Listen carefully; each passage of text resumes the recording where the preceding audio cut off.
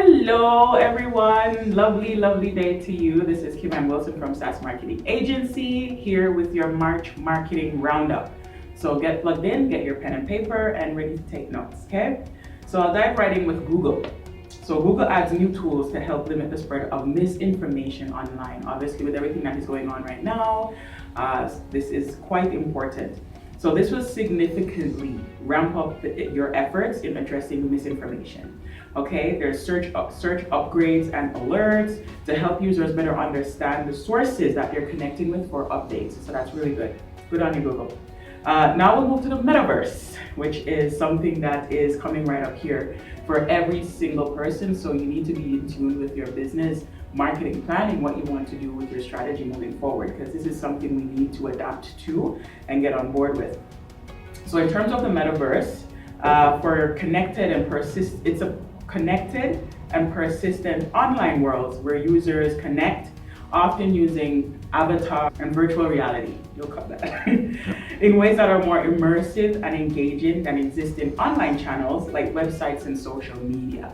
And we've seen the introduction of this with the music festival that was in 2021 or 2020, how it was so immersive, it's so engaging, and this is where business is going, online digital business is going. So this is something you want to think about when you're putting your strategy together for marketing your business. And then for Facebook, there's new studies that show that the interest targeting is about 30% inaccurate. I'm not surprised by that.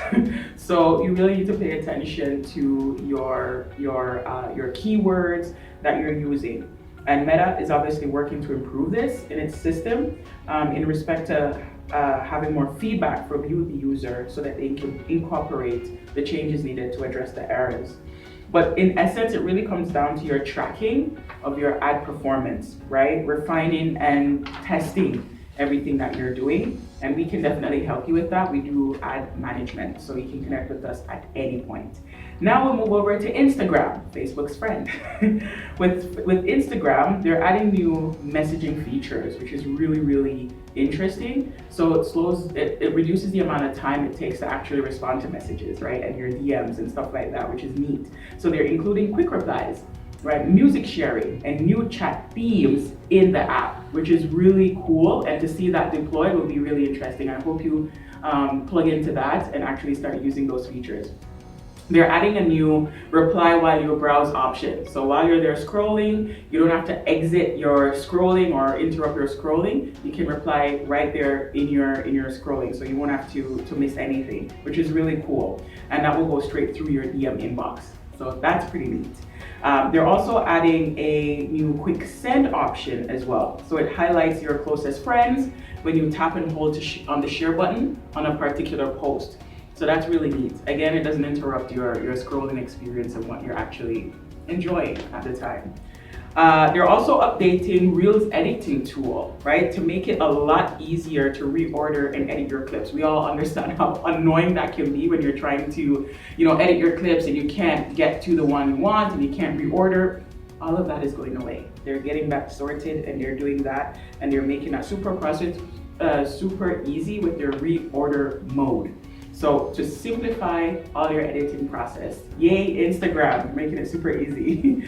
And Instagram is also testing out a new full screen main feed or feed posts content, which is really neat. So the experimental Instagram feed would include regular feed posts, stories and reels, all in a single flow. So you don't have to toggle between your favorites and that kind of stuff. So that's pretty interesting to see. They're really trying to create that easy use of engagement for you to use the tool, and I think that's a win, and that's move in the right direction.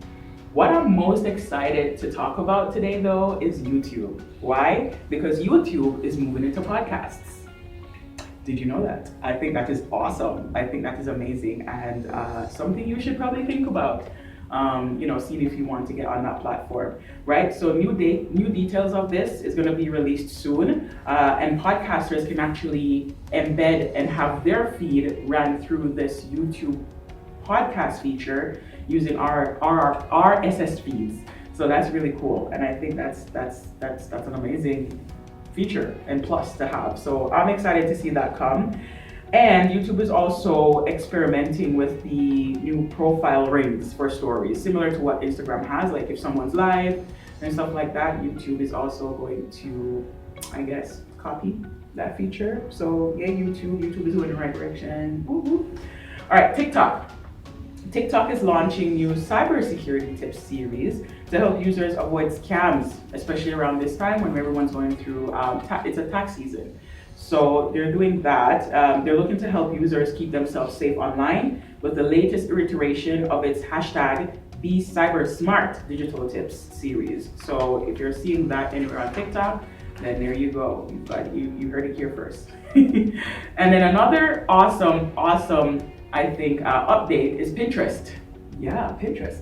So Pinterest, they're creating new ways to shop. Like obviously Pinterest is by far the biggest shopping tool in terms of, it's a visual platform, right? And they are 30% higher in shoppers on their platform than any other platform. So if you are in the business of creating products and to sell, you should have a Pinterest account, like needless to say, right? Needless to say. So the creation of your shop will soon be available on the platform, and this is a personalized shopping area. So the brand, the products and the brands that you follow, it will show up in your preferences, right? So you'll be able to buy items that match your preference and your personal taste. And this is currently in beta in the US right now, and it'll be rolling out to countries in the future, other countries in the future. So I think Canada should be number 2.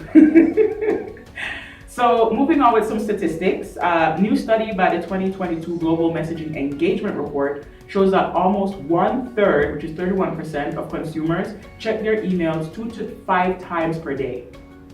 That's crazy, 2 to 5 times per day, with 77% checking them at least once. So if you do not have email marketing for your business, the report says you should, right? Because at least 101% is checking it per day. So email marketing should be a strategy you implement in your business because 77% of consumers are checking it at least once, right? So you should be sending out emails about your offers, your services, your brand, your why, to build that connection and rapport with your consumers and your audience, okay? So research from the creative agency Impero reveals that more than 2/3, which is 65% of Gen Z, feel more confident online when using community-focused social apps like Discord or Twitch. That's interesting, yeah. Over feed apps like Instagram and Twitter. I wonder why. Right? Additionally, some 41% of the data and privacy-minded generation think of closed community platforms as private spaces, hence the comfort, right? And that safety level that they feel. We feel like it's a private space, whereas we all know Instagram and that kind of thing, not so much. So moving on, since the outbreak, 7 out of 10 marketers, which is 70%, are now more likely to use creators in brand campaigns. Yep.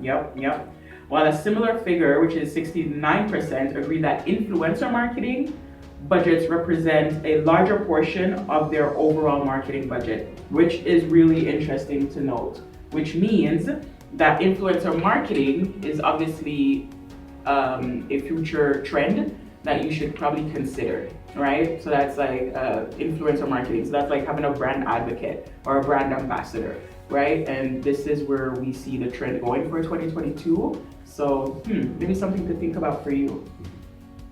So regarding events post-COVID, like we are kind of slowly getting out of COVID. What does that look like for you entering back into the real world and your business? Virtual events are here to stay. Yes, regardless. We're going out into the big wild world, rubbing shoulders, but virtual events are here to stay. They're not going away, right? Because number one, it helps to drive the reach and inclusivity that you can't when you're physically in person with a limited number of people, right? It helps to drive your reach inclusivity, so that's something you should definitely bear in mind and not think to close down for, just because everything's reopening. And the trend shows that intimate, emotionally evocative events will come up on top and will take center stage for 2022. I'll say that again.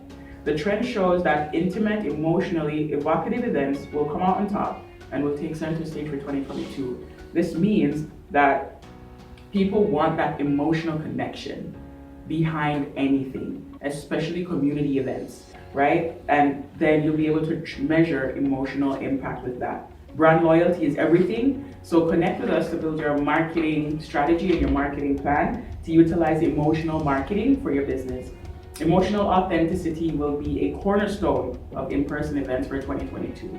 So with that, I'll hand over to Tenny, our social media marketer, and she'll talk to you about that exact same thing, our upcoming events here at Sass. Okay? Hi guys, I'm Tenny. I'm new here at Sass, and I'm the social media manager and events coordinator. So I'm here to tell you about our upcoming events. This month, actually next Friday, we have a grand opening event. If you're not registered, why aren't you? It will be on our website, on our events page. You can RSVP there with your name, your phone number, and bring a friend if you can. But we have a limited spots. We have 40 spots available. 25 or more actually are already booked. So hurry there and reserve your spot. There's going to be food, drinks, entertainment, games, prizes, service promos. Trust me, you don't want to miss out on that. Photo booth, you have fun and just mingle and interact with people. So come along, bring your friends, and come and have fun. We also have our show and tell networking mixer on Friday, May 13th. That one's kind of far, but still not far enough. So come register at our grand opening event or online as well, right?